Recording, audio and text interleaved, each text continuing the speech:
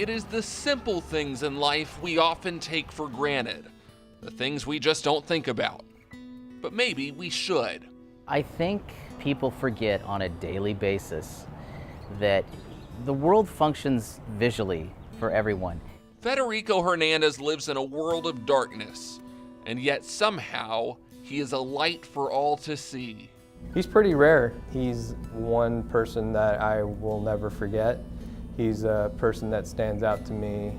Diagnosed with retinoblastoma, a rare form of eye cancer, the doctors told Federico and his parents his prognosis in blunt terms. The cancer couldn't really be taken care of, and eventually it was like a matter of life or death. You know, if they kept my eyes on me, I would have died. The decision was a no-brainer, but a life without sight was in no way easy. You just have to live your life as normal as you can, but you learn to live with darkness that you live with every day. But before his freshman year of high school, tragedy struck again.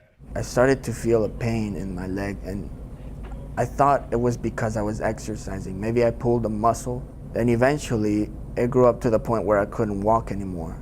I couldn't stand up anymore. Federico had Osteosarcoma, a bone cancer often linked to retinoblastoma. I wanted to, run around like before. I just wanted to go back to my normal life.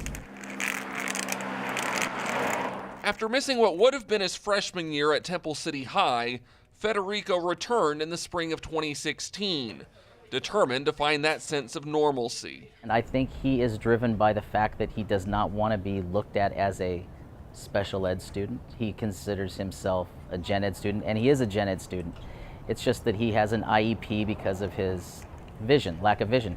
He has to work so much harder to learn, to study, to understand, and then he pushes teachers and myself to be better educators. So I think he makes everybody around him, better professionally and personally. He does not want your sympathy, and he certainly does not want your pity. That he does not want to be associated with having a visual impairment, even though it's obvious he does. He walks in with a white cane and he's reading braille. A two-time cancer survivor, Federico's outlook on life is understandably different. His sight may be gone, but he still sees the joy in the simple things. He's been through quite a bit as a person, and it inspires me because he bounces right back up, literally and figuratively. I hope to be like him when I grow up.